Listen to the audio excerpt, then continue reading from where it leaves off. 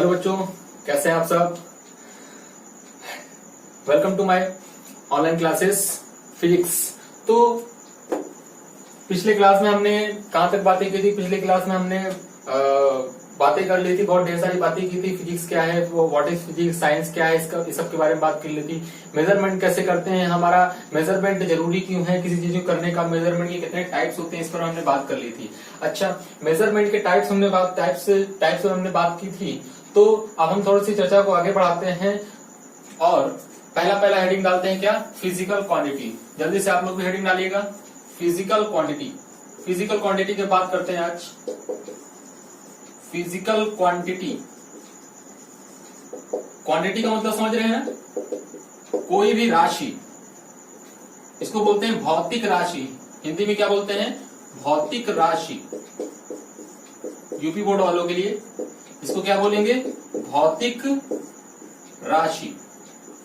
तो हिंदी में बेटा इसको बोला जाता है भौतिक राशि, फिजिकल क्वांटिटीज। और इसको शॉर्ट टर्म में हम इसको क्या बोलेंगे, शॉर्ट टर्म में इसको हम बोलेंगे पीक्यूज। शॉर्ट टर्म में क्या बोलेंगे, पीक्यू, P.Q, है ना। P.Q का मतलब फिजिकल क्वांटिटी। तो फिजिकल क्वांटिटी असलियत में है क्या, है ना। सीधे सीधे वर्ड में अगर बात किया जाए तो फिजिक्स के अंदर जो भी आप क्वांटिटी पढ़ रहे होते हैं, फिजिक्स में आपने क्लास 10 में ढेर सारी क्वांटिटीज पढ़ी होंगी, क्लास 9 में ढेर सारी क्वांटिटीज पढ़ी होंगी। कौन कौन सी क्वांटिटीज आप रिसेंटली पढ़ के आ रहे हैं। क्लास 10 में आपने पढ़ा है, क्लास 9 में आपने पढ़ा है फोर्स, मोमेंटम, लीनियर मोमेंटम।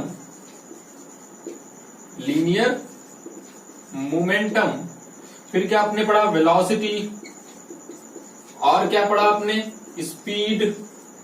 ये सब चीजें आप पढ़ के आ रहे हैं। एक्सेलरेशन, और बताइए, करंट, इलेक्ट्रिक करंट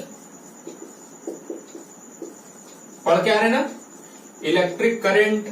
और फिर बेटा चार्ज भी आप पढ़ के आ रहे हैं, इलेक्ट्रिक चार्ज। और बताइए, रेजिस्टेंस, इलेक्ट्रिकल रेजिस्टेंस, एटसेट्रा। कितना लिखूंगा, ढेर सारे हैं। कितना लिखूंगा मैं, ढेर सारे हैं। तो ये सभी क्या है, हमारे सभी फिजिकल क्वांटिटीज हैं जो फिजिक्स में आप पढ़ते हैं, है ना। तो फिजिक्स में आप इन सभी क्वांटिटीज को आप पढ़ते हैं। तो सीधे सीधे वर्ड में अगर मैं एक लाइन में बोलूं तो ऐसे बोल सकते हैं कि ऐसी क्वांटिटीज जो फिजिक्स में आए, जो फिजिक्स में यूज होता हो, उसको हम सिंपली क्या बोलेंगे, फिजिकल क्वांटिटी। मतलब ऐसी क्वांटिटी जो फिजिक्स को डिफाइंड करने के लिए, फिजिक्स के लॉज को डिफाइंड करने के लिए यूज होता हो, उसको सिंपली फिजिकल क्वांटिटी कहेंगे। इसका डेफिनेशन कैसे बनाएंगे अभी समझाऊंगा, लेकिन इसको पहले समझें कि फिजिकल क्वांटिटी है क्या। जो भी आपने ये सब क्वांटिटीज पढ़ी हैं, इन्हीं को ही क्या बोला जाता है, फिजिकल क्वांटिटी। तो अब अगर आप ध्यान से अगर आप देखें, फोर्स है तो फोर्स एक हमारा अगर फिजिकल क्वांटिटी है तो फोर्स को आप क्या करते हैं, मेजर करते हैं ना, कैलकुलेट करते हैं ना। फोर्स ही नहीं, यहाँ पे जितने भी फिजिकल क्वांटिटीज लिखे गए, यहाँ पे जितनी भी आपको क्वांटिटीज दिख रही हैं, ये सभी क्वांटिटीज को क्या किया जाता है, मेजर किया जाता है। तो एक इंपॉर्टेंट बात और भी आ गई, ऐसी क्वांटिटी जिसको हम मेजर कर सके, those quantities which can be measured and follows the law of physics. ऐसी क्वांटिटी जो जिसको हम मेजर कर सकते हैं और फिजिक्स के लॉ को जो फॉलो करता है, उसको हम सिंपली क्या बोलते हैं, फिजिकल क्वांटिटी। क्योंकि जितनी भी क्वांटिटीज है लिखी हुई फिजिक्स के लॉ को फॉलो करते हैं, ये सभी क्वांटिटीज फिजिक्स के लॉ को फॉलो करता है। P बराबर एम भी फिजिक्स का लॉ है, और P बराबर एम अगर फिजिक्स का लॉ है तो मोमेंटम क्या करता है, फिजिक्स के लॉ को फॉलो करता है। फोर्स फिजिक्स के लॉ को फॉलो करता है। ऐसा तो नहीं फिजिक्स के लॉ को फॉलो नहीं करता, फिजिक्स में अगर पढ़ा जा रहा है तो फिजिक्स के लॉ को फॉलो कर रहा है। अगर फिजिक्स के लॉ को फॉलो कर रहा है तो ये फिजिकल क्वांटिटी हो गई। तो यही बेटा हमारा डेफिनेशन है। डेफिनेशन हमारा क्या बना, दोज क्वांटिटीज को हम क्या लिखेंगे, सिंपली Q लिख के पावर एन चढ़ा देंगे, समझ जाएंगे वो क्या लिखा हुआ है, quantity. Those quantities which can measure and follows law of physics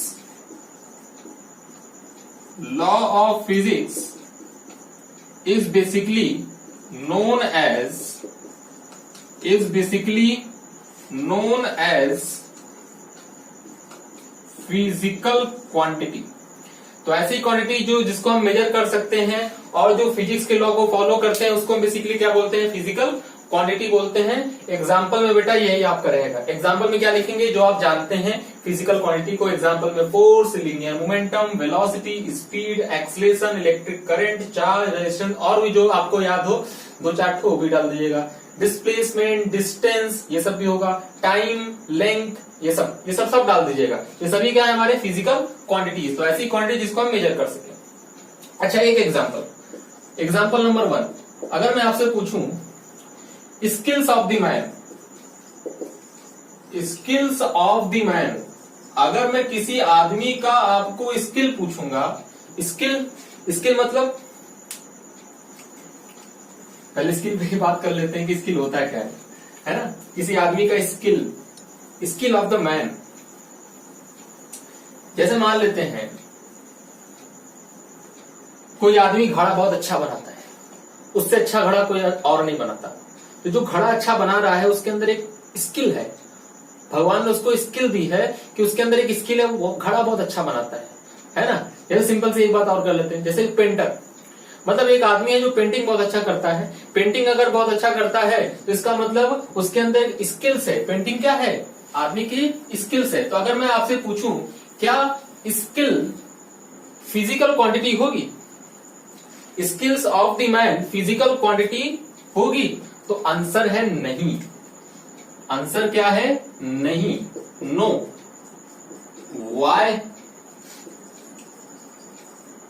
Y कि क्यों skill of the main physical quantity नहीं होगी, है ना। क्योंकि फिजिकल क्वांटिटी बेटा वो होती है विच कैन बी मेजर, जिसको हम क्या कर सकते हैं, मेजर कर सकते हैं। क्या किसी आदमी की स्किल को आप मेजर कर सकते हैं। जैसे मान लेते हैं 2 आदमी है, एक आदमी ए है और एक आदमी बी है।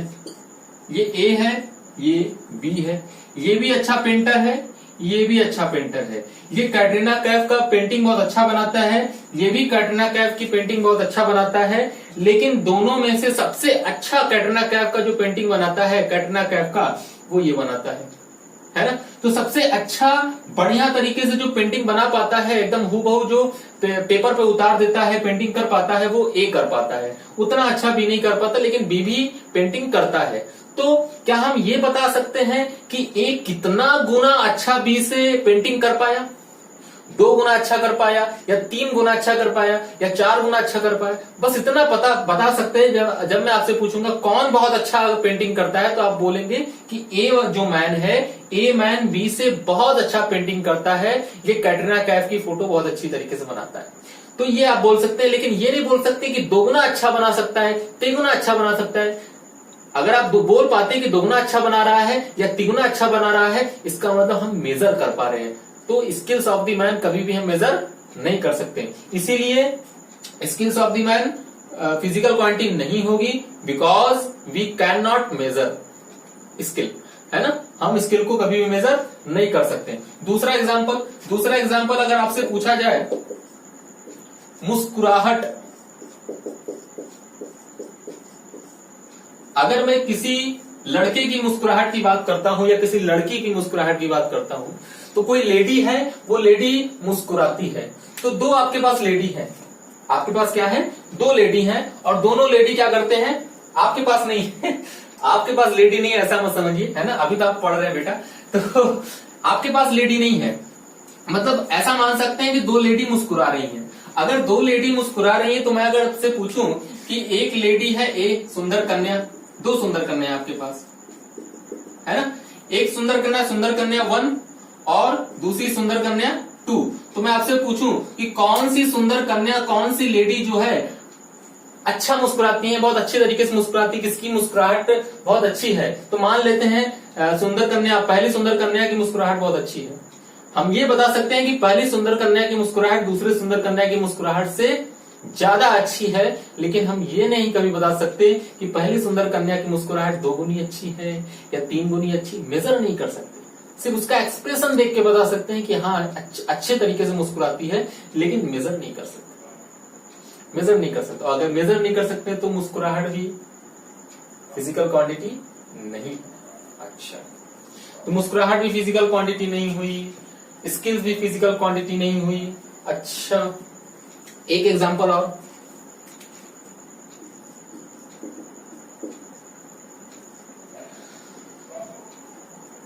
रोशनी,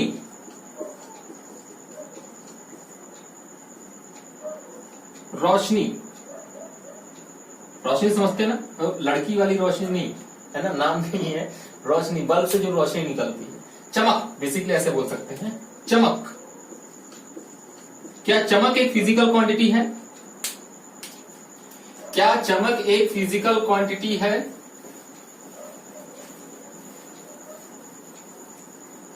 क्या आंसर आ रहा है? चमक एक फिजिकल क्वांटिटी है? मैं बताता हूं, है ना, चमक फिजिकल क्वांटिटी है, यस। चमक जो है एक फिजिकल क्वांटिटी है। चमक जो हमारा होगा एक फिजिकल क्वांटिटी है, क्योंकि हम इसे मेजर कर सकते हैं। फिजिक्स में अगर आपका अच्छा स्कूल होगा तो वहां बहुत पहले कराया जाता था एक्सपेरिमेंट, है ना। तो एक्सपेरिमेंट कराया जाता है फिजिक्स में। एक्सपेरिमेंट क्या कराया जाता है, इस तरीके से एक पेपर लेते हैं, है ना, एक पेपर होता है, तो इधर बल्ब जलाया जाता है। पेपर के एक साइड में क्या रखा जाता है, पेपर के एक साइड में बल्ब रखा जाता है। ये पेपर है, पेपर के एक साइड में बल्ब रखा जाएगा, पेपर के एक साइड में बल्ब रखा जाएगा। और ऐसा पेपर रहता है कि अगर पेपर कुछ खास मटेरियल का बना हुआ होता है, इस तरह का पेपर होता है कि इस साइड में अगर हम क्या करते हैं, बल्ब जलाते हैं, तो पूरी की पूरी रोशनी इस पेपर के इस साइड में रहता है, इस साइड में कोई भी रोशनी नहीं जाएगा।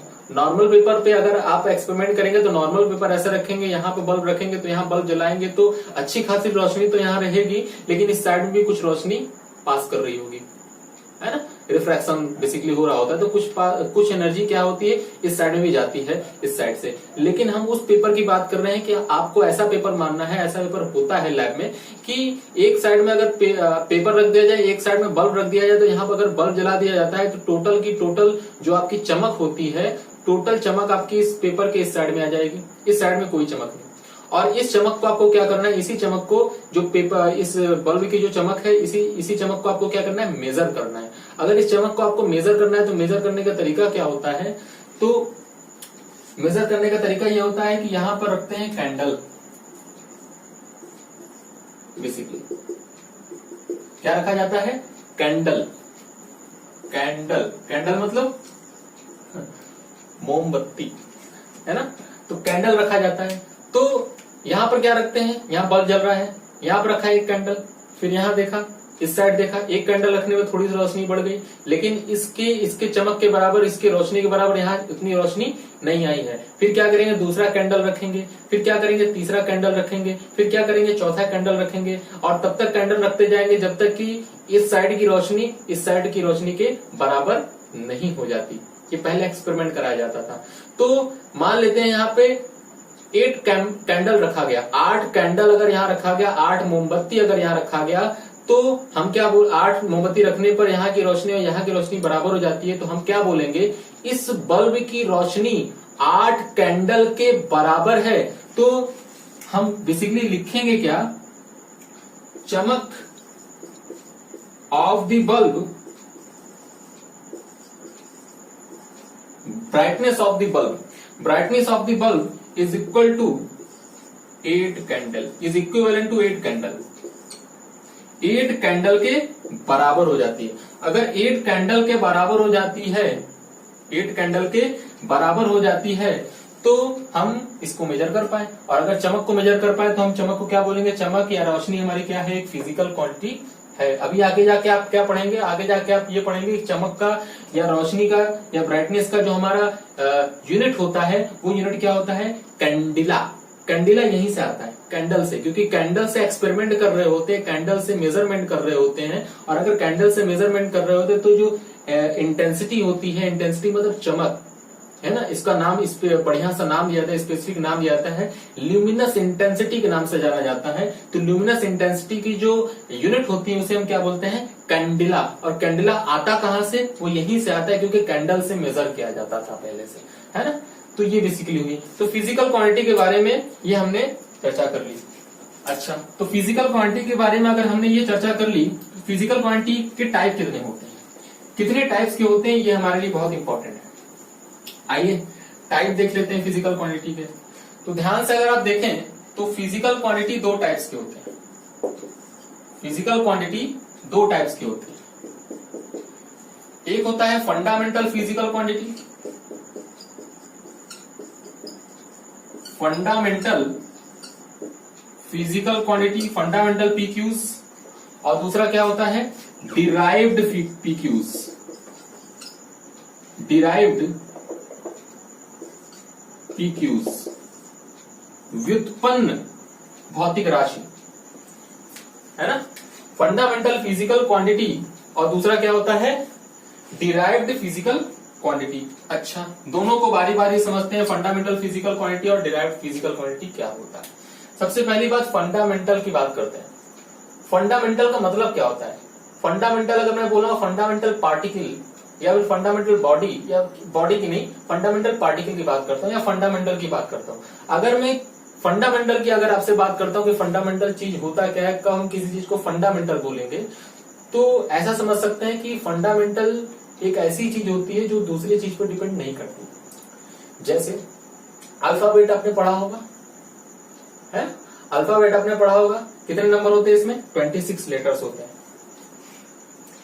26 लेटर्स अल्फाबेट। अगर 26 लेटर्स होते हैं, कौन कौन से? A to Z। तो अगर मैं आपसे पूछूं क्या A B पे डिपेंड करता है क्या?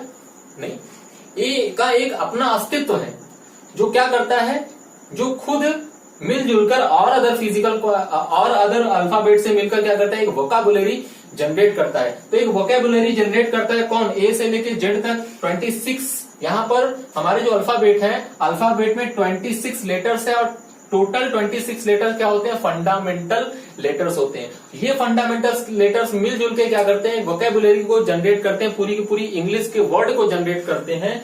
तो बेसिकली ए से लेके जेड तक जो हमारे जितने लेटर्स लिखे गए ये सभी फंडामेंटल लेटर्स हैं। फंडामेंटल का मतलब क्या होता है? फंडामेंटल का मतलब ये होता है जो जिसका खुद का एक अस्तित्व हो, जो खुद बनाया हो अपने आप को, जिसको बनाने में किसी दूसरे की जरूरत नहीं पड़ी हो, that is basically known as fundamental. तो उसे फंडामेंटल बेसिकली बोला जाता है। जैसे इलेक्ट्रॉन को अगर मैं बात करूं, इलेक्ट्रॉन, तो इलेक्ट्रॉन क्या है? दुनिया का सबसे छोटा पार्टिकल है, सबसे एलिमेंट्री पार्टिकल है, सबसे छोटा पार्टिकल है। अगर ये छोटा पार्टिकल है तो फंडामेंटल पार्टिकल मैं बोल सकता हूं। क्यों? क्योंकि इलेक्ट्रॉन, ढेर सारे इलेक्ट्रॉन, प्रोटॉन्स, न्यूट्रॉन्स मिलकर एक एटम जनरेट करते हैं। इलेक्ट्रॉन को बनाने में किसी का हाथ नहीं है। इलेक्ट्रॉन एक खुद सबसे छोटा पार्टिकल है ना। तो इलेक्ट्रॉन एक सबसे छोटा पार्टिकल है, मतलब ऐसा पार्टिकल जिसको दोबारा तोड़ा ना जा सके, दोबारा डिवाइड ना किया जा सके, क्योंकि अगर डिवाइड किया जा सकता तो उसके अंदर कुछ और भी है।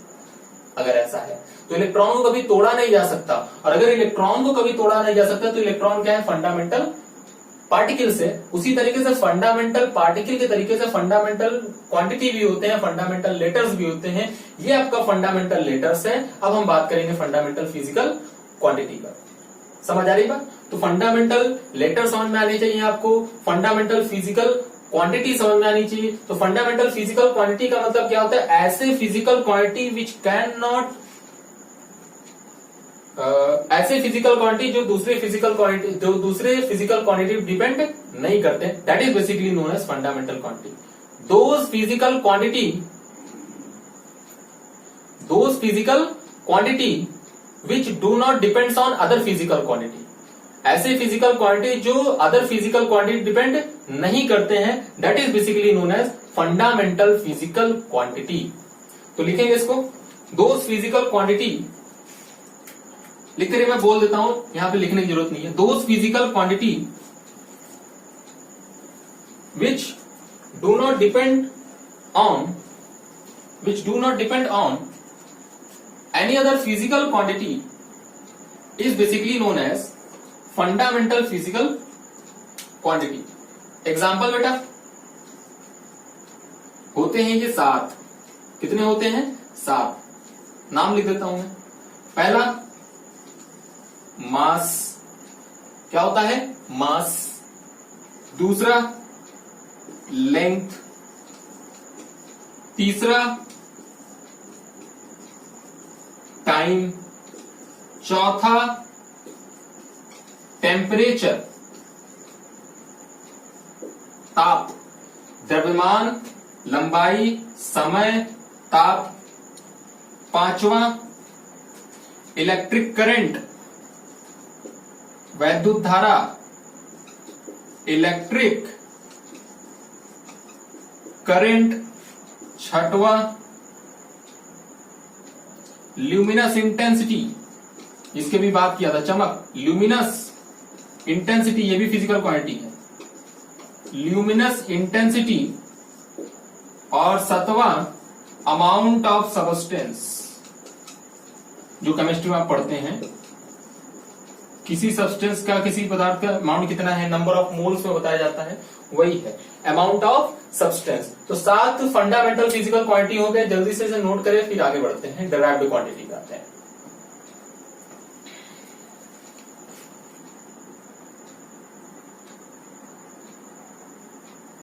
नोट हो गया क्या? हाँ, ठीक है। ये तो हमारा हो गया फंडामेंटल फिजिकल क्वांटिटी जो किसी दूसरे क्वांटिटी पर डिपेंड नहीं करता। अब डिराइव्ड फिजिकल क्वांटिटी, बेटा नाम से ही पता चल रहा है डिराइव्ड मतलब डिराइव्ड किया जाएगा। नाम से क्या पता चल रहा है? डिराइव्ड मतलब क्या किया जाएगा? डिराइव्ड किया जाएगा इसको, मतलब ऐसी फिजिकल क्वांटिटी जो दूसरे क्वांटिटी पर डिपेंड करती है।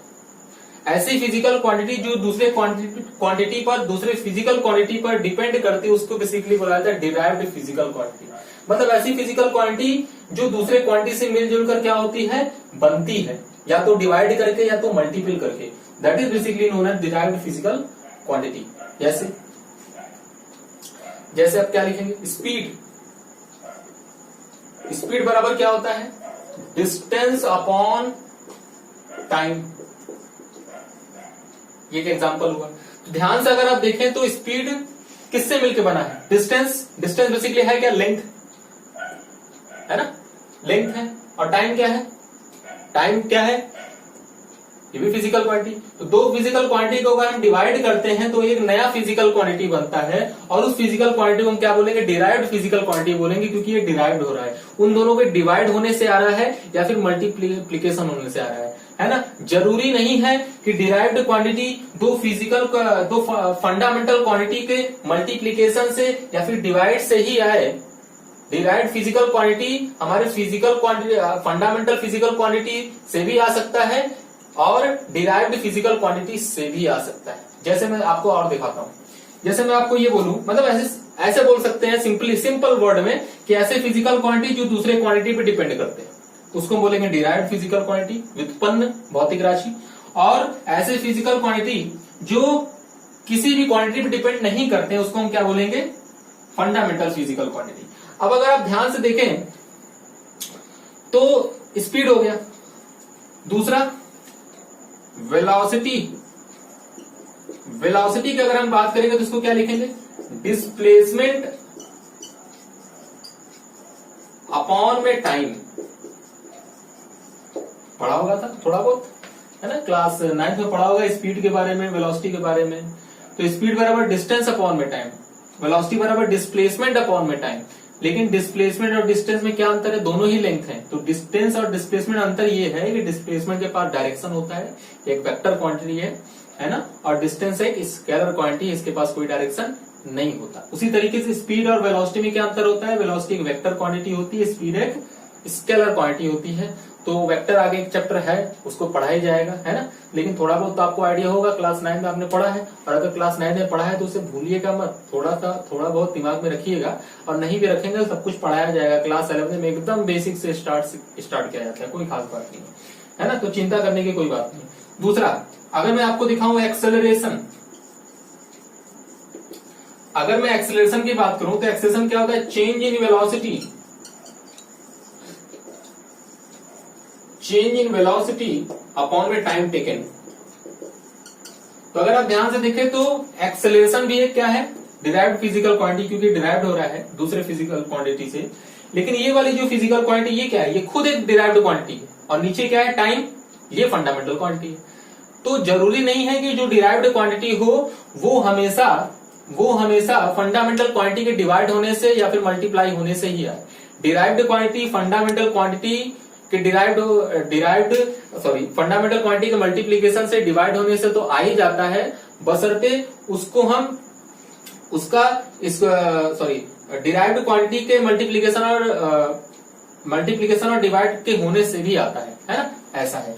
अच्छा, और कुछ एग्जांपल सर डिराइव्ड क्वांटिटी का लेते रहो। डिराइव्ड क्वांटिटी के एग्जांपल ढेर सारे दे सकते हैं, है ना। इसमें ऐसा नहीं कह सकते कि इसमें 7 है या 10 है, ये बहुत ढेर सारे होते हैं, लेकिन फंडामेंटल फिजिकल क्वांटिटी फिक्स होता है। Mass, length, time, temperature, electric current, luminous intensity, amount of substance, है ना। लिखते लिखते आपको याद रह जाएगा, तो कोई खास बात नहीं है ना। ऐसे लिखते रहिएगा, आपको याद रह जाएगा।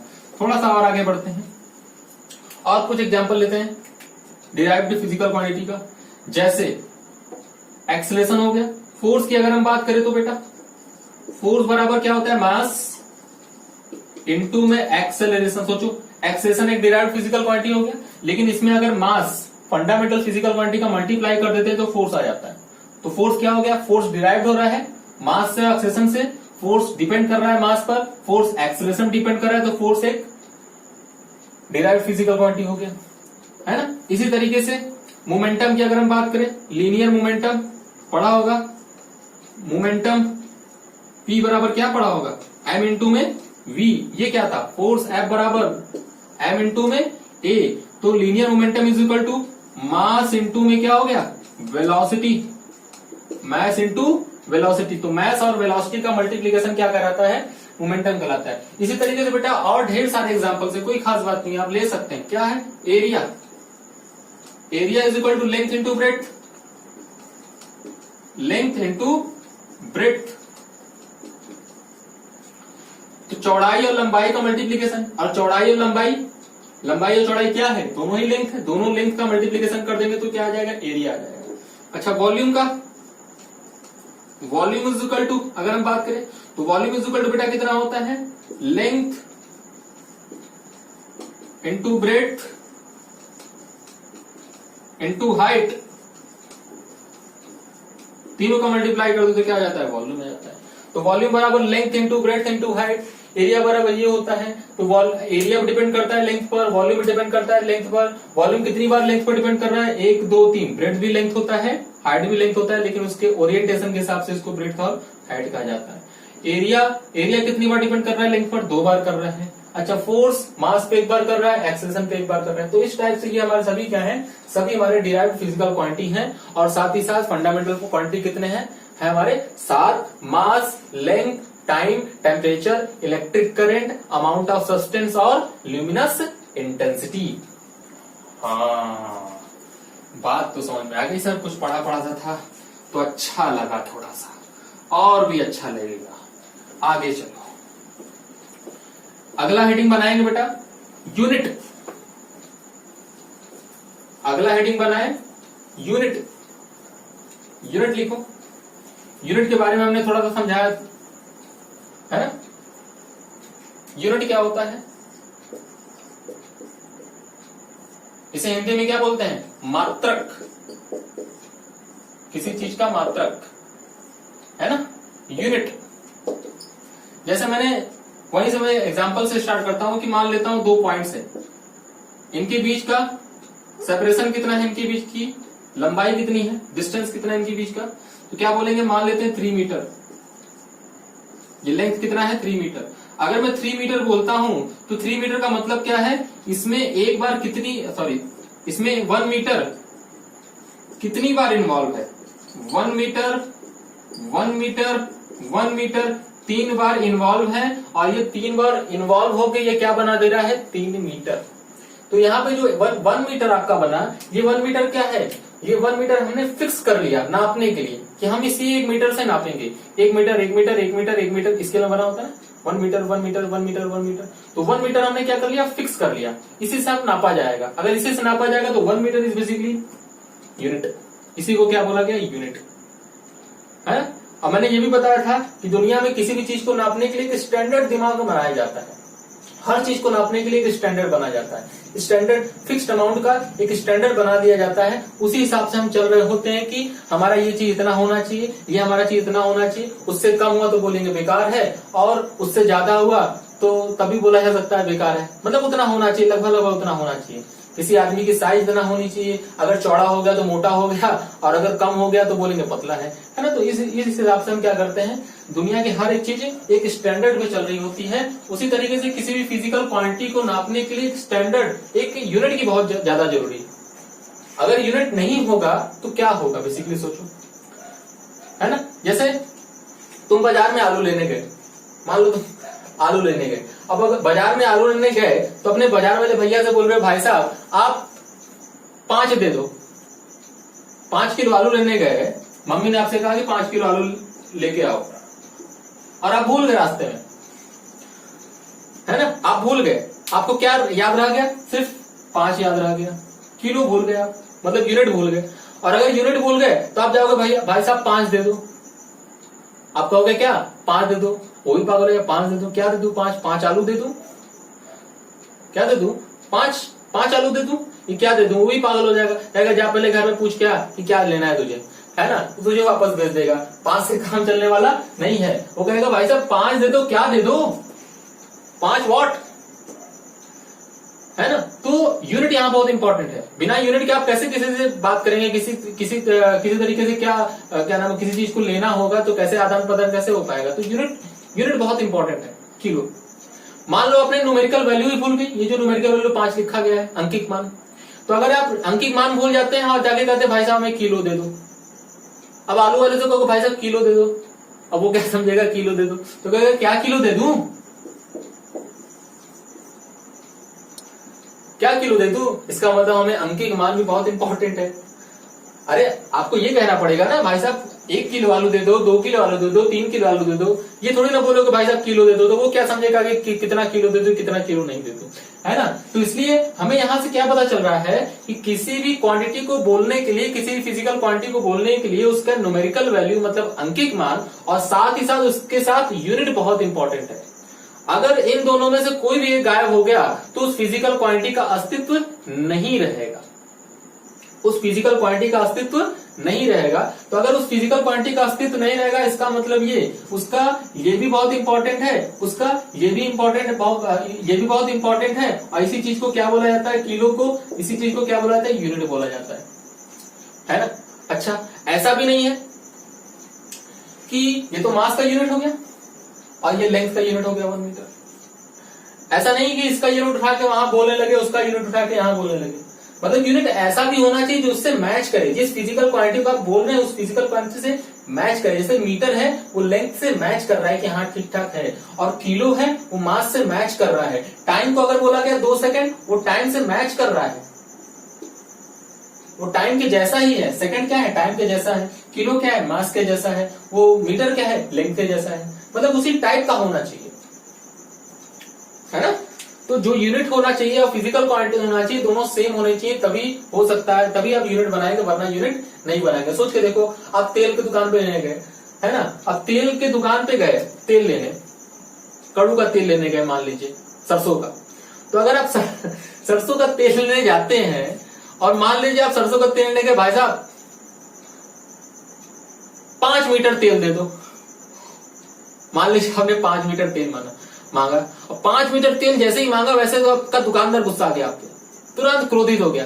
भाई साहब 5 मीटर तेल कहां होता है, भाई साहब तेरा दिमाग गड़बड़ हो गया। तुरंत कहेगा कि भाई साहब का दिमाग गड़बड़ हो गया, 5 मीटर कहां से तेल दे दूं, 5 मीटर भी तेल होएगा, 5 मीटर भी तेल होता है क्या? तो 5 मीटर तेल नहीं होता, 5 लीटर होता है ना। तो जब आप तेल लेने जाएंगे, तेल बेसिकली जब ले रहे हैं, ऑयल जब लेते हैं तो वॉल्यूम में होता है, तो वॉल्यूम का आपको यूनिट बोलना पड़ेगा लीटर। तो 5 लीटर तेल होता है, 5 मीटर तेल नहीं मांगेंगे उससे, समझ में आ रही। 5 सेकंड तेल दे दो भाई साहब, तो हजम ही नहीं हुआ अपने को, है ना। तो अपन को हजम ही नहीं होगा कि 5 सेकंड तेल कैसे हो गया, है ना। तो सेकंड हमारे वॉल्यूम का यूनिट नहीं है। तो हमारे कहने का मतलब ये था, यूनिट ऐसा होना चाहिए जो उस फिजिकल क्वांटिटी से मिलता जुलता रहे।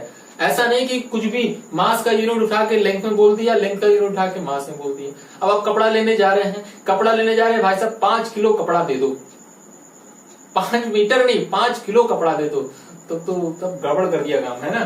तो ऐसा नहीं होना चाहिए। तो फिजिकल क्वांटिटी कैसा होना चाहिए, सॉरी यूनिट हमारा कैसा होना चाहिए, यूनिट हमारे फिजिकल क्वांटिटी जैसा होना चाहिए। और यूनिट हम कैसे बनाते हैं, कौन बनाता है यूनिट, कुछ समझदार लोग हैं दुनिया में, है ना, दुनिया में कुछ समझदार लोग हैं वो बनाते हैं। कौन समझदार लोग हैं सर, अच्छा ये भी बता देता हूं। पेरिस में एक जगह है ना, जैसे यहाँ पे संसद नहीं होता है अपने यहाँ पे सांसद लोग जाके बैठते हैं, पार्लियामेंट है ना, पार्लियामेंट हो गया। हाँ, तो पार्लियामेंट में जाकर सांसद लोग बैठते हैं, एमपीज लोग, तो एमपीज लोग बैठते हैं, तो वहां से क्या बनता है, वहां पे कोई भी वहां से पारित होता है, जो भी नया नया एक्ट बनता है तो वहां से पारित होता है। तो सांसद लोग वहां बैठते हैं, वहां चर्चा करते हैं, बात होती है ना। तो ढेर सारे सभी पूरे स्टेट के सांसद आके बैठते हैं। तो उसी टाइप से क्या होता है, उसी टाइप से वहां पर उसी संसद जैसा ही बना हुआ है, पार्लियामेंट जैसा ही, ऐसा समझ सकते हैं, वहां बना हुआ है। वहां पे बेसिकली होता क्या है, वहां पे सभी लोग वहां जाते हैं और वहां पे डिसाइड करते हैं कि इस चीज का ये यूनिट होना चाहिए, इस चीज का ये यूनिट होना चाहिए, फिजिक्स में ये ऐसा हो गया, कुछ नई चीज देनी होती तो वहां सब लोग बैठते हैं, वहां पे बातें होती है ना। उस जगह का नाम क्या है, पेरिस में ये जगह है, उस जगह का नाम क्या है, वही लोग बनाते हैं हमारे यूनिट। उस जगह का नाम है जनरल कॉन्फ्रेंस, है ना। आपको नहीं जाना है, अगर आप पेरिस जाएंगे तो जरूर जाइएगा यहाँ पर। तो जनरल कॉन्फ्रेंस, मैं तो नहीं गया यहाँ पर, general conference on weights and measure in Paris, ये जगह का नाम पेरिस में है, ये है ना। पेरिस जाइएगा तो जरूर जाइएगा यहाँ पर, क्योंकि आप फिजिक्स पढ़ रहे हैं, है ना। तो वो जगह का नाम क्या है, सॉरी जगह का नाम नहीं है, मतलब जो बिल्डिंग है, बिल्डिंग का नाम है, क्या नाम है, general conference on weights and measure, है ना। ये पेरिस के अंदर है, ठीक है। 1971 में इसका उद्घाटन हुआ था, बना था 1971 में, इन 1971 में। और वहीं से ये सब हैंडल होता है कि किसका यूनिट क्या रखा जाएगा, किसका यूनिट क्या रखा जाएगा, ये सब चीजें। तो यूनिट बेसिकली हुई क्या, it is an arbitrary chosen standard, it is an arbitrary, मतलब एक फिक्स कर लिया इच्छानुसार अपने मन से, मतलब कोई बना रहा होगा तो मैंने उस आदमी ने बना दिया, तो भाई साहब इतना बड़ा लेंथ को आप 1 मीटर बोलोगे तो दुनिया में हर जगह 1 मीटर 1 मीटर 1 मीटर इतना लंबा होगा, है ना। तो आर्बिट्रेरी, एक बार जिसने बना दिया तो बना दिया। तो एक बार लोगों ने कहा कि इतना बड़ा हमारा 1 मीटर होना चाहिए, तो ठीक है 1 मीटर इतना बड़ा होना चाहिए, और पूरी दुनिया में लागू कर दिया कि भाई साहब इतने बड़े लेंथ को आप 1 ही मीटर मानेंगे। तो वहां पे ये बनाया गया कि it is an arbitrary, arbitrary मतलब इच्छानुसार, arbitrary chosen standard, arbitrary chosen standard same as physical quantity which is compared by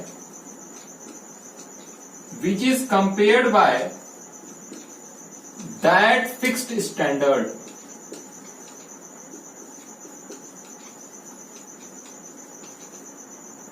is known as unit।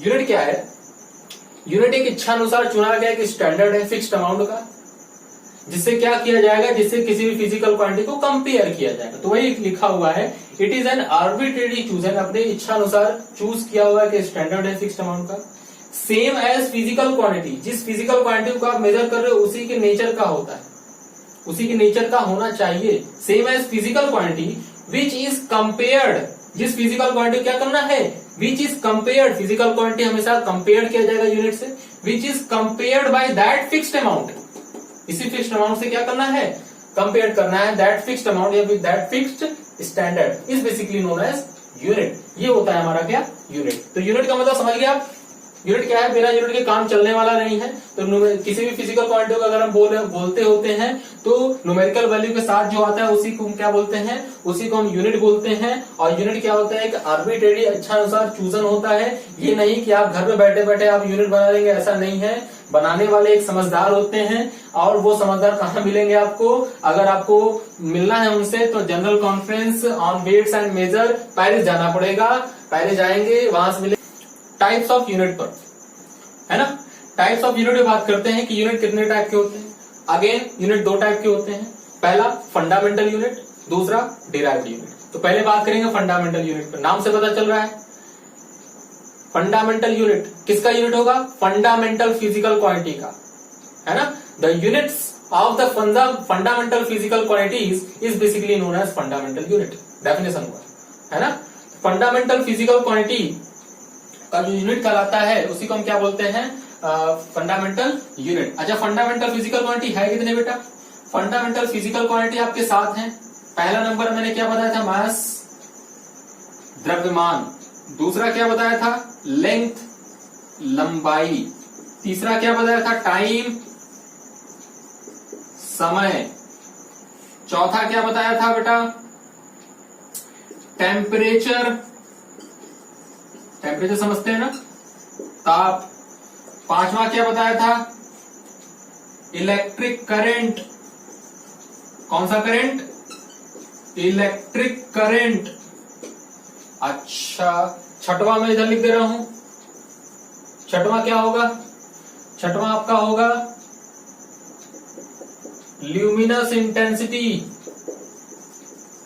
Luminous intensity, नाम पे मत जाए, इसका मतलब मैं समझा चुका हूं, क्या चीज, चमक।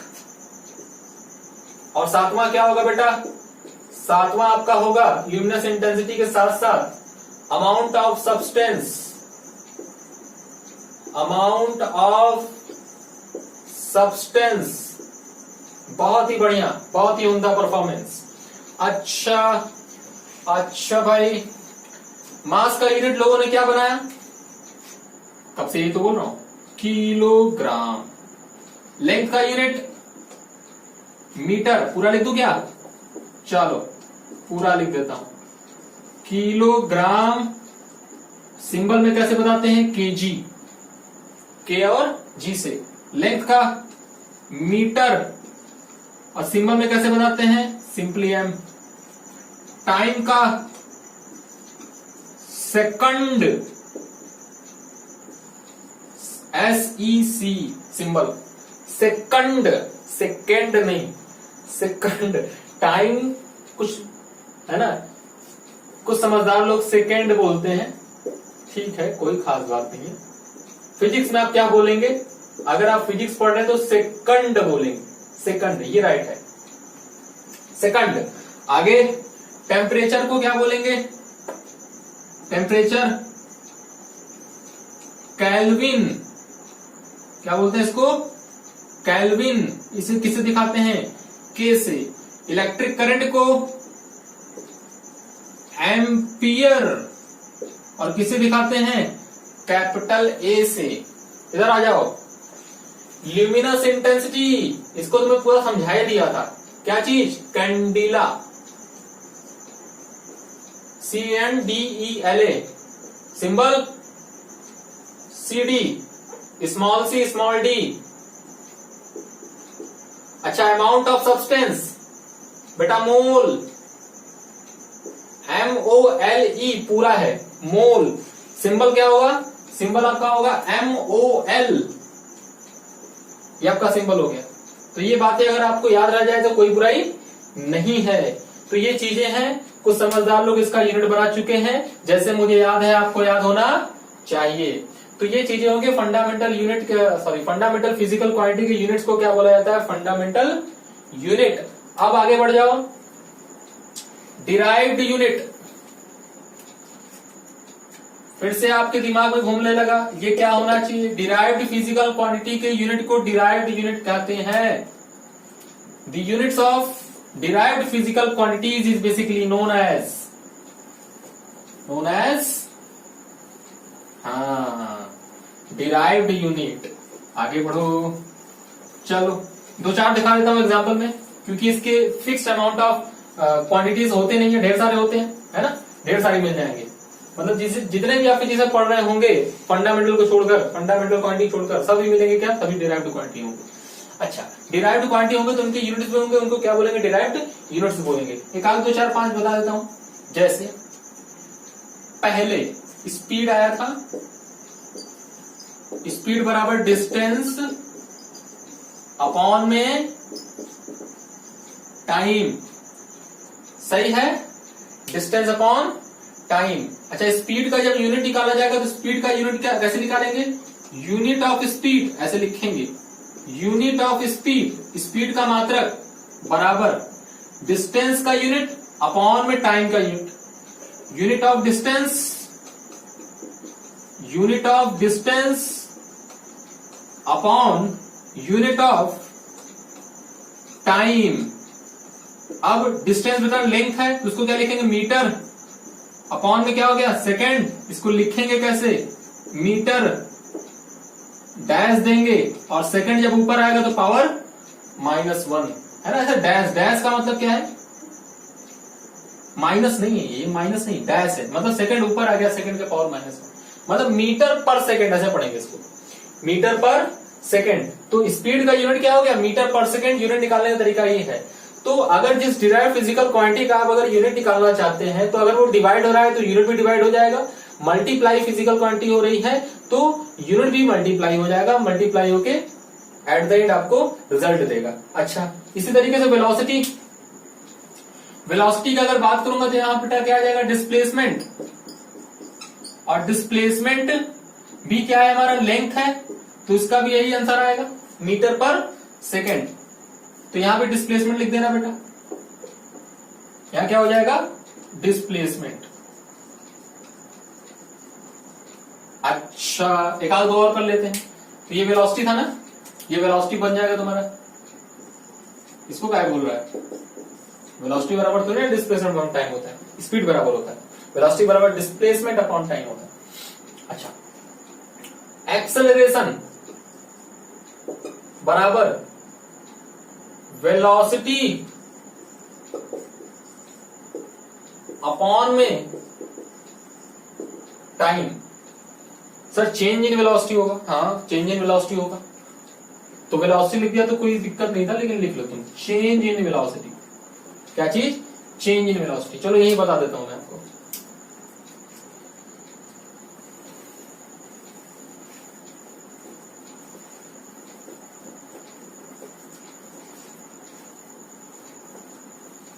अगर सेम फिजिकल क्वांटिटी को घटाते हैं, कि यूनिट को घटाते हैं या फिर जोड़ते हैं, तो हमेशा उतना ही फिजिकल क्वांटिटी आता है। क्या बोला सर, मैंने बोला लेंथ को 2 बार जोड़ो, मीटर प्लस मीटर क्या जाएगा, 2 मीटर।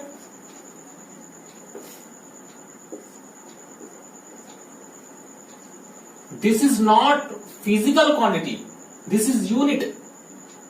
मीटर प्लस मीटर बराबर 2 मीटर नहीं, ये फिजिकल क्वांटिटी नहीं। अगर ये फिजिकल क्वांटिटी होता तो 1 मीटर प्लस 1 मीटर बराबर 2 मीटर, तब सही था। लेकिन मीटर इज अ यूनिट, मैं बोल रहा हूं कि मीटर यूनिट है ना, 1 मीटर 1 मीटर नहीं जोड़ रहे हैं, मैं मीटर मीटर जोड़ रहा हूं, मतलब 2 यूनिट को जोड़ रहा हूं। अगर मैं 2 यूनिट को जोड़ता हूं तो हमेशा क्या आ जाता है, हमेशा इस टाइप से यूनिट नहीं बनता कि मीटर मीटर जोड़ दिया 2 मीटर। मीटर और मीटर को जोड़ेंगे तो हमेशा मीटर आएगा। लो नया गणित सीखो। दूसरा सर, मीटर माइनस मीटर 0 क्या, नहीं भाई मीटर ही आएगा। तो सेम यूनिट को अगर जोड़ते हैं तो उतना ही यूनिट आता है, अगर घटाते हैं तो उतना ही यूनिट आता है ना।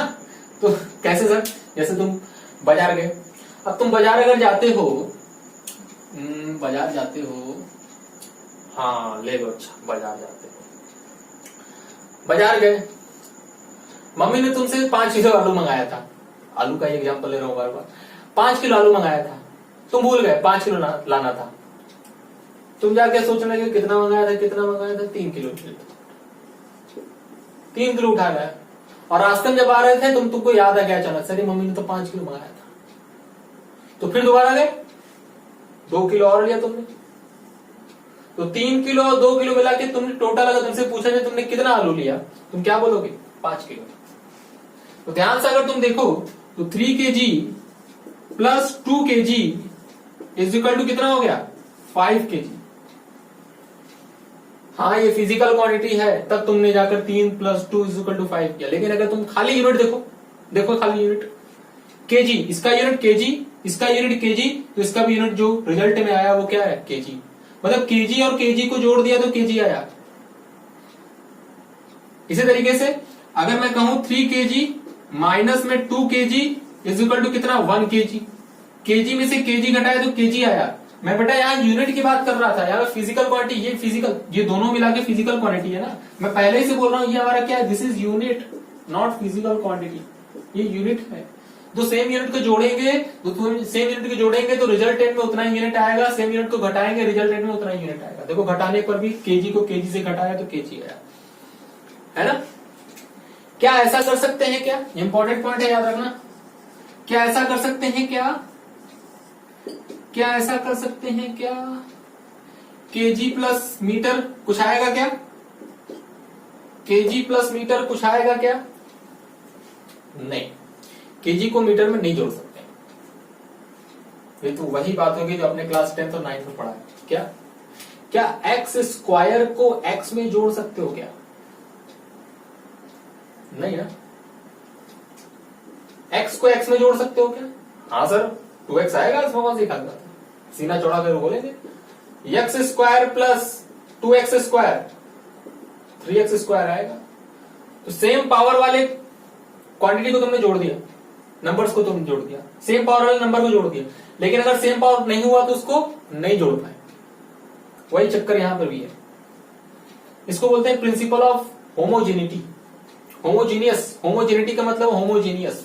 होमोजीनियस मतलब एक जैसा, एक जैसे क्वांटिटी को ही हम जोड़ सकते हैं और एक जैसे क्वांटिटी को ही हम घटा सकते हैं। अगर दो क्वांटिटी एक जैसी नहीं हुई कि तो उसको एज इट इज, ज्यों का त्यों छोड़ देते हैं। जैसे यहां पे ज्यों का त्यों छोड़ दिया, एक्स स्क्वायर प्लस 1 छोड़ दिया, जोड़ ही नहीं पाएगा। यहां पर केजी प्लस मीटर, तो यहां पर ज्यों का त्यों नहीं छोड़ेंगे, यहां पर होगा ही नहीं, जोड़ ही नहीं सकते। केजी को मीटर में नहीं जोड़ सकते, ये गलत है। यहां तो फिर भी ये नंबर था, ये यूनिट है ना। सेम यूनिट को ही जोड़ा जाता है, सेम यूनिट को ही घटाया जाता है। तो सेम यूनिट वाले क्वांटिटी को ही जोड़ा जाता है, सेम यूनिट वाले क्वांटिटी को ही घटाया जाता है। That is basically known as principle of homogeneity. Principle of homogeneity, इसी को हम क्या बोलते हैं? Principle of homogeneity. मतलब ये हमारा कहां से आया? ये प्रिंसिपल ऑफ होमोजेनिटी से आया है। ठीक है, इतनी बात समझ गए तो यहां भी समझ जाएंगे। चेंज इन वेलोसिटी और वेलोसिटी का जो यूनिट आएगा सेम आएगा, इसलिए मैंने वेलोसिटी लिख दिया था, है ना। लेकिन लिखना चाहिए चेंज इन वेलोसिटी, इसमें कोई दिक्कत वाली बात नहीं। चेंज इन वेलोसिटी, तो चेंज इन वेलोसिटी अपॉन में टाइम। तो चेंज इन वेलोसिटी मैं इसको इरेज करके तुमको दिखाता हूं। Change in velocity upon time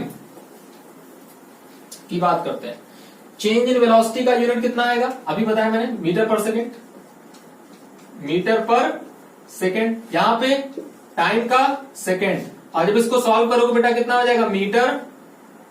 metre पर सेकेंड का स्क्वायर। सेकेंड और नीचे चला जाएगा, तो इसको क्या लिखेंगे? इसको सिंपली लिखेंगे मीटर डैश सेकेंड के पावर माइनस में 2, यूनिट ऑफ एक्सेलरेशन। ये एक्सेलरेशन का यूनिट हो गया। जल्दी जल्दी करो और फोर्स का निकालो। अब मैं तुमसे फोर्स का पूछता हूं, फोर्स का जल्दी निकालो। 2-4 करा देता हूं यूनिट आपको, फिर आगे बढ़ते हैं, है ना। फोर्स का यूनिट निकालो जरा तू। फोर्स फॉर्मूला पता है आपको? फोर्स का यूनिट निकालें, निकाले जरा, देखे तो।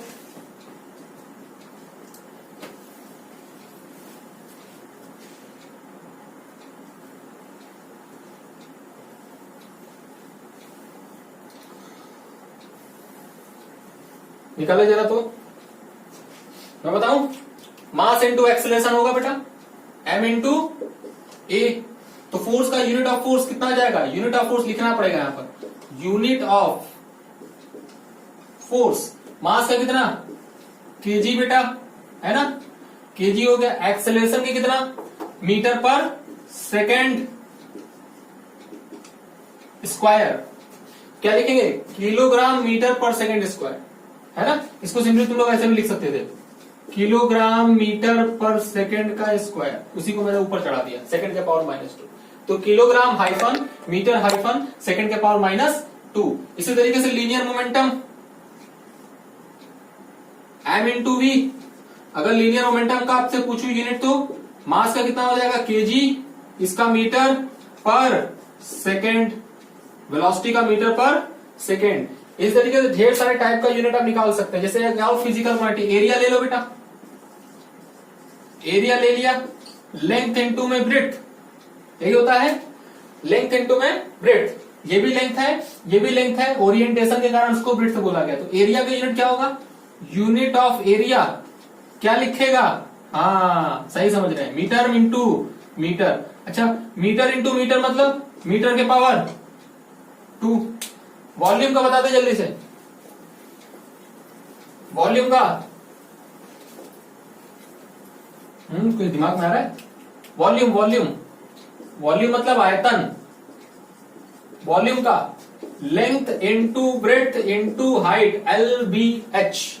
अच्छा, एल का ये भी लंबाई, ये भी लंबाई, ये भी लंबाई, तीनों लेंथ है, कितना हो जाएगा, metre into metre into metre. Unit of, या लिखना पड़ेगा, unit of volume is equal to unit of length, unit of breadth, unit of height, metre into metre into metre. कितना हो गया, मीटर के पावर 3, यूनिट ऑफ वॉल्यूम। तो इस type से बेटा डिराइव्ड यूनिट का यूनिट निकाला जाता है, डिराइव्ड फिजिकल क्वांटिटी का यूनिट निकाला जाता है।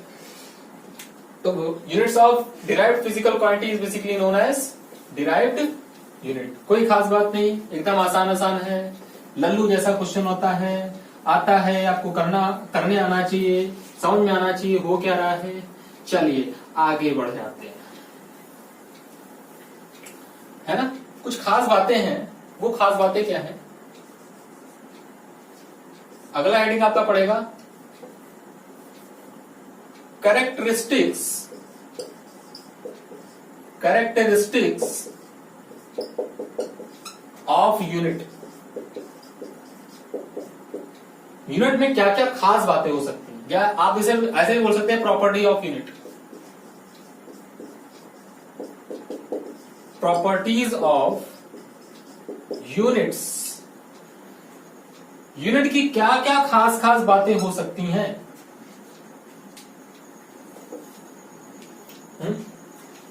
मैं लाइन बाय लाइन लिखता हूं फिर समझाता हूं। मतलब यूनिट अगर आप बना रहे हैं किसी भी फिजिकल क्वांटिटी का, तो उसका खास ध्यान का रखना चाहिए। ऐसे नहीं कि कोई भी आदमी आया यूनिट बना दिया, है ना, ऐसा नहीं होना चाहिए। उसका कुछ खास बात होना चाहिए, कुछ खास ध्यान आपको देना पड़ेगा कि अगर ऐसा हुआ तो यूनिट हम कहेंगे, अगर ऐसा नहीं हुआ तो इसको यूनिट नहीं कहेंगे, है ना। तो खैर पहला खास बात क्या है, it should B of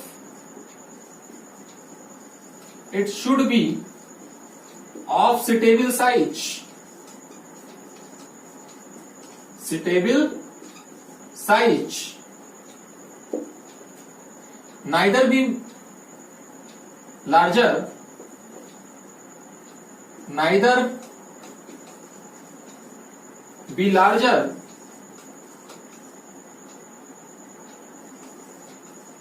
nor smaller।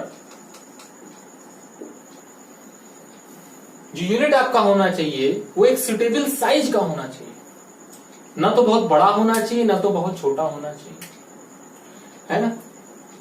जैसे ऐसा नहीं कि कोई भी यूनिट मान लिया, जैसे मीटर, तो लेंथ, अगर हमें किसी कपड़े का लेंथ नापना होता है या बहुत सी चीजों को नापना होता है तो मीटर में नापते हैं ना। मीटर में बताते हैं 1 मीटर है, 2 मीटर है, 6 मीटर है ना। तो इस टाइप से बताते हैं। लकड़ी को नापना होता तो उसको मैं फुट में बताता हूँ कि 1 फुट है, 2 फुट है, 3 फुट है। तो अलग अलग चीजों को नापने के लिए अलग अलग टाइप का यूनिट बना हुआ है। मीटर में ही नहीं, हम सेंटीमीटर में भी चीजों को नापते हैं, मिलीमीटर में भी चीजों को नापते हैं, एंगस्ट्रॉम में भी चीजों को नापते हैं, किलोमीटर में भी चीजों को नापते हैं ना, पता होगा आपको। तो हमने क्या बोला कि यूनिट ऐसा होना चाहिए जो सुटेबल साइज का हो। लेंथ का जो यूनिट है वो तो मीटर है, वो तो मान लिया गया, लेकिन सेंटीमीटर भी तो है तो सेंटीमीटर कब बोला जाएगा बताया जाएगा, लेकिन हमारा यूनिट कैसा होना चाहिए, सुटेबल साइज का होना चाहिए। पता लगा मीटर यूनिट बन गया, और अगर आप रोड ऑफ द लेंथ आपको नापना है यहां से बनारस तक, और अगर यहां से बनारस तक नापना है तो मीटर मीटर में नापते चले जाए। मीटर में नापना हमारी समझदारी नहीं है, वहां कैसे नापेंगे, उसके लिए एक बड़ी यूनिट चाहिए, क्योंकि रोड है, लंबी रोड है तो लंबा हमें यूनिट चाहिए, बड़ा यूनिट चाहिए। अगर लार्जर यूनिट चाहिए तो लार्जर यूनिट, उसके लिए क्या बनाया गया है, किलोमीटर। किलोमीटर में बताते हैं कि बनारस 50 किलोमीटर है, 60 किलोमीटर है या 70 किलोमीटर है, इस टाइप से।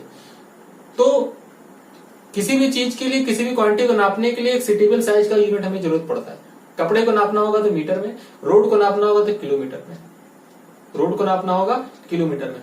अब बताओ, अगर कपड़े को नापा जाए तो किलोमीटर में बताओगे क्या? किलोमीटर में आप कभी नहीं बताओगे, क्योंकि कपड़े के लिए छोटा यूनिट चाहिए, वो सुटेबल साइज क्या है, मीटर। अब ऐसा भी नहीं कि बहुत छोटा यूनिट ले लो, सेंटीमीटर। अब कपड़े को आप सेंटीमीटर में नापोगे तो फिर गड़बड़ होगा, है ना। 2 मीटर कपड़ा लेने जा रहे हो तो 200 सेंटीमीटर बोलोगे, है ना। 200 सेंटीमीटर बोलोगे तो अच्छा नहीं लगेगा, 2 मीटर बोलो थोड़ा सा बढ़िया फील हो रहा है ना। लेकिन अगर इस मार्कर को नापा जाए तो क्या मीटर में नापा जाएगा क्या? नहीं।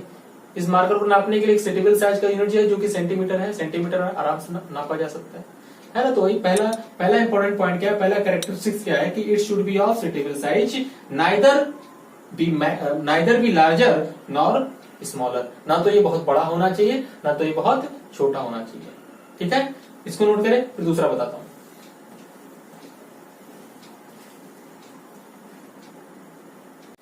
दूसरा क्या है हमारा, है ना। दूसरा, इट शुड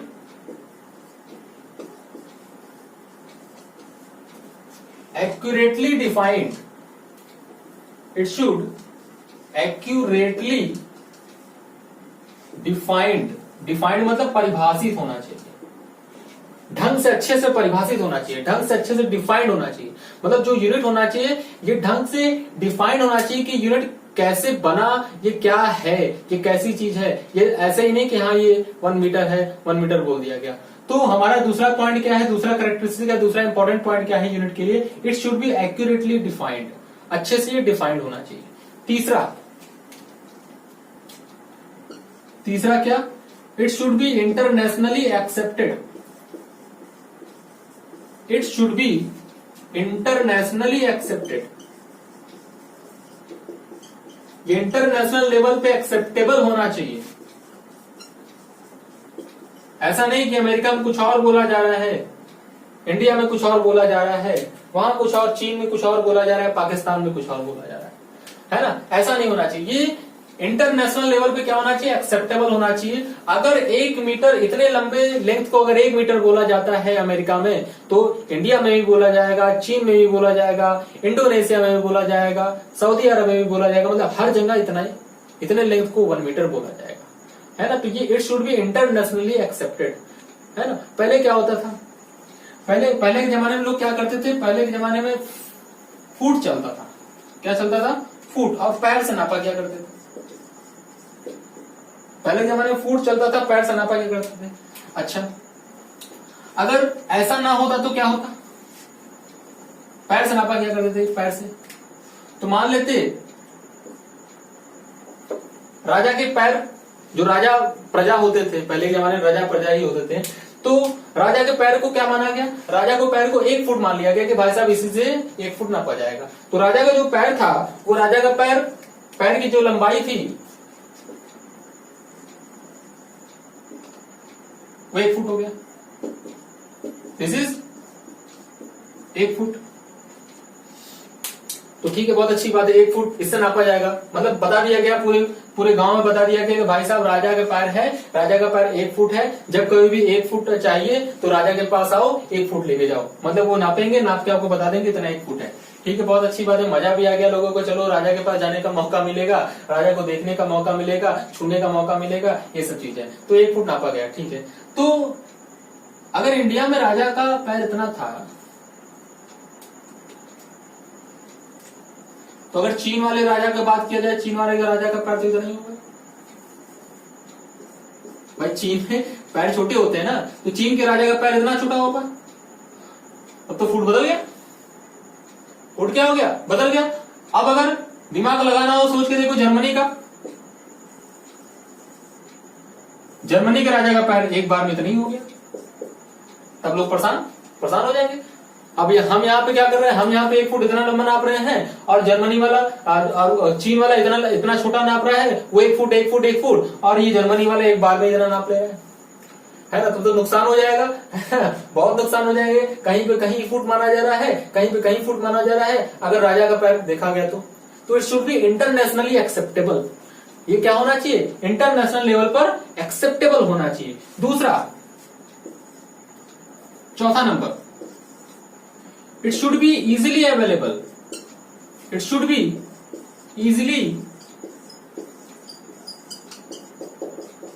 इजिली अवेलेबल। ये हर जगह इजी तरीके से अवेलेबल होना चाहिए। मतलब अगर 1 मीटर नापना है तो मीटर का जो स्केल है, मीटर स्केल हर जगह होना चाहिए। ऐसा नहीं कि इस दुकान में है, उस दुकान में नहीं है, उस दुकान में नहीं है, तीसरे दुकान पे है, या 2 किलोमीटर जाके जाएंगे तब आपको मीटर स्केल मिलेगा। मतलब हर जगह आपको मीटर स्केल होना चाहिए। मतलब जो इंस्ट्रूमेंट होना चाहिए वो हर जगह अवेलेबल होना चाहिए, मीटर अवेलेबल होना चाहिए, किलोग्राम अवेलेबल होना चाहिए हर जगह, है ना। तो it should be easily available हर जगह। सोच के देखो, मान लो ये राजा का पैर है ना। अब ये राजा का पैर है, अब वो तो रोज नापते हैं भाई साहब, 1 फुट रोज नापते हैं, लेकिन किसी दिन राजा से झगड़ा हो गया। अब राजा का किसी दिन राजा से झगड़ा हो गया तो वो फुट नहीं नापेंगे। तो अब जब दरबार में आएगा कोई आदमी फुट नापने के लिए, भाई साहब मुझे फुट नापना है। अच्छा, फुट नापना है, आज राजा का रानी से झगड़ा हो गया, आज फुट नहीं नापेगा। अच्छा, तो फुट नहीं नापेगा, ये तो कोई बात हुई नहीं, है ना। कि राजा का झगड़ा हो गया तो फुट उस दिन फुट नपेगा ही नहीं, मतलब फुट नपेगा ही नहीं तो एक दिन पूरा लॉस हो जाएगा, है ना। तो ऐसा नहीं होना चाहिए, इजिली अवेलेबल होना चाहिए, हर जगह अवेलेबल होना चाहिए, है ना। समझ में आ रही बात, ऐसा। अच्छा, तो पता चला किसी दिन राजा मर गए, कभी ना कभी तो राजा मरेंगे। अब अगर कभी ना कभी राजा मर जाएंगे तो उनका पैर शहीद हो जाएगा, खत्म हो जाएगा। अब कौन आएगा, उनका बेटा आएगा। अब अगर उनका बेटा आएगा, क्या पता उनके बेटे का जो पैर था, उनके बेटे का पैर इतना लंबा था या नहीं था, छोटा था। मान लो उनके अगर बेटे का पैर छोटा था तब तो फुट बदल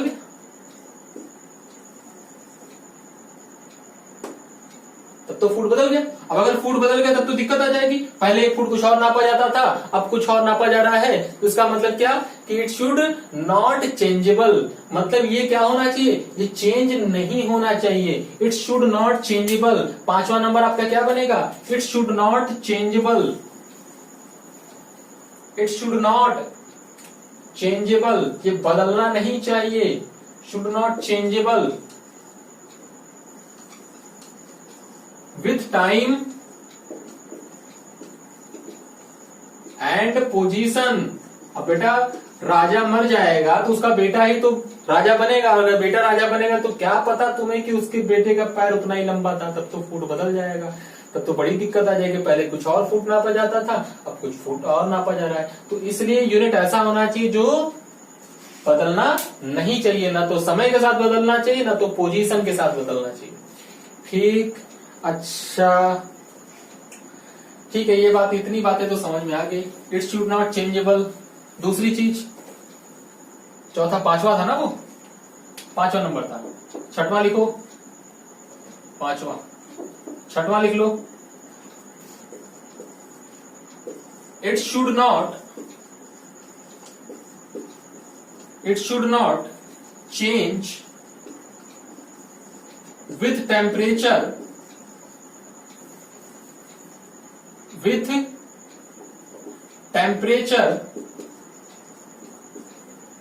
प्रेशर और एक्सटर्नल कंडीशन।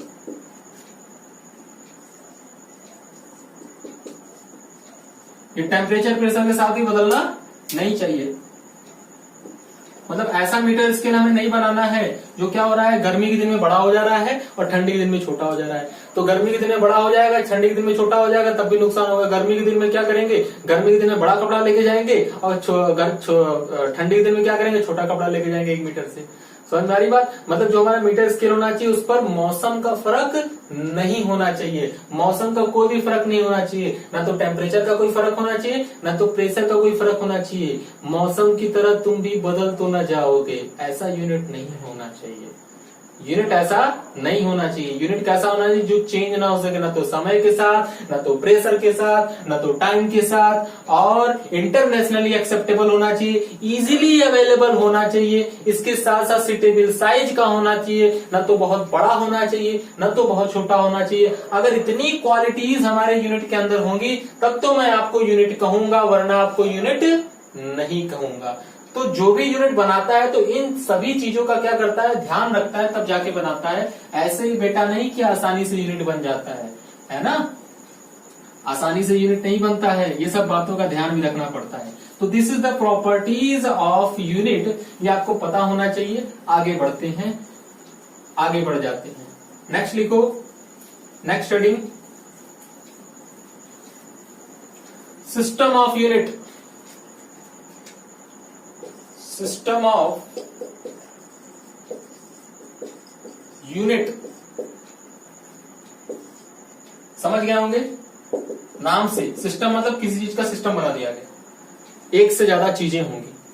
और अगर यूनिट्स का सिस्टम, इसका मतलब एक से ज्यादा यूनिट्स होंगी। एक से ज्यादा यूनिट मिलजुल के क्या करेंगे? दूसरे यूनिट का निर्माण करेंगे। एक सिस्टम बनेगा, एक सेट बनेगा। सेट, सेट समझते हैं ना? सेट बनेगा। जैसे जैसे कैडबरी मिलता है आपको, चॉकलेट मिलता है ना, चॉकलेट मिलता है, डेयरी मिल्क बड़ा वाला 200 रुपए का जो आता है, 150 रुपए का, उसमें क्या होता है? उसमें बड़ा सा चॉकलेट थोड़ी ना होता है, उसमें छोटे छोटे चॉकलेट ही होते हैं। तो what is this? This is the combination of the chocolates. तो कॉम्बिनेशन ऑफ द चॉकलेट्स हो गया, और कुल मिला जुला के क्या बन गया? बड़ा सा सेट बन गया। तो सेट बन गया, चॉकलेट्स का सेट बन गया, तो उसी टाइप का सेट होगा। मतलब उसी चॉकलेट की जगह पे तुम यूनिट मान लो, और पूरी की पूरी सिस्टम बन गई हो, 200 रुपए वाली, 150 रुपए वाली, वही चीज है यहाँ पर। तो सिस्टम ऑफ यूनिट की बात करते हैं। अब अगर हम सिस्टम ऑफ यूनिट की बात करते हैं, तो अब अगर तुम ध्यान से देखो, सिस्टम ऑफ यूनिट कितने टाइप्स के होते हैं? पहले इसका डेफिनेशन देते हैं। It is a set of units, set of units to defined the physical quantity, to define units of physical quantity, है ना? तो किसी भी फिजिकल क्वांटिटी को डिफाइन करने के लिए जो हमें यूनिट्स का जो सेट होता है, उसी को हम क्या बोलते हैं? System of unit. अच्छा, आगे बढ़ते हैं, देखते हैं कितने टाइप के होते हैं भाई।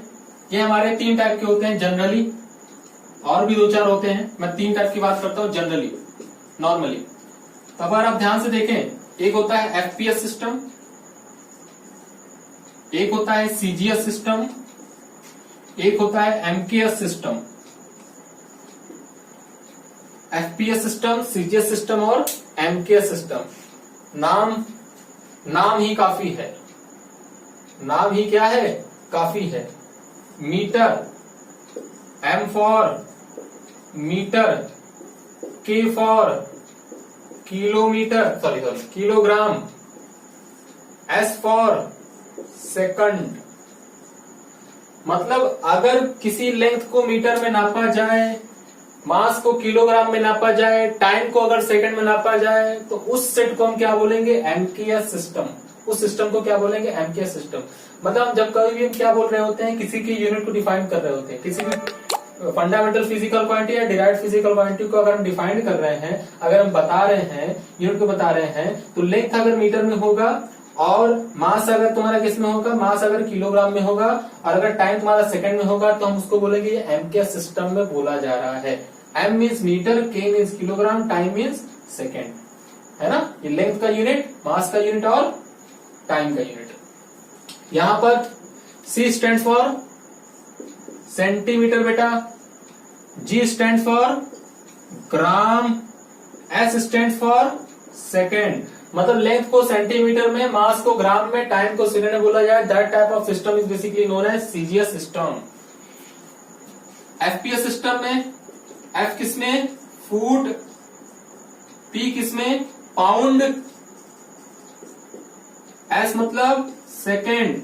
मतलब अगर लेंथ को फुट में बोला जाए, अभी बताया मैंने, लकड़ी को किसमें नापा जाता है? फुट में। और मास को अगर पाउंड में नापा जाए, पाउंड नहीं, पाउंड, सॉरी पाउंड। केक लेने जाते हैं ना, बोलते हैं 1.5 पाउंड का केक दे दीजिए, 1 पाउंड का केक, 2 पाउंड का केक, वो बेसिकली मास होता है ना? तो पाउंड में बोलते हैं, टाइम को अगर सेकंड में बोलते हैं तो that type of system basically known as FPS system. तो डेफिनेशन कैसे लिखेंगे? In FPS system length in foot, mass in pound, time in second. बस इतना बहुत है।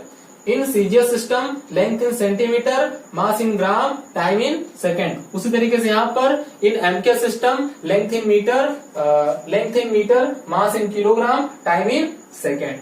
इस टाइप से सिस्टम ऑफ यूनिट है। सिस्टम ऑफ यूनिट को मैंने डिफाइन किया, क्या होता है ये यूनिट्स का, क्या होता है एक सेट होता है। देखो सेट है ना, मीटर, किलोग्राम, सेकंड, ये एक सेट हो गया। मतलब इसी में बोलना है आपको, किसके लिए? किसी फिजिकल क्वांटिटी को डिफाइन करने के लिए ये ऐसा हुआ। ठीक है, इतना आप लोग नोट करें, फिर आगे बढ़ते हैं सिस्टम ऑफ यूनिट में।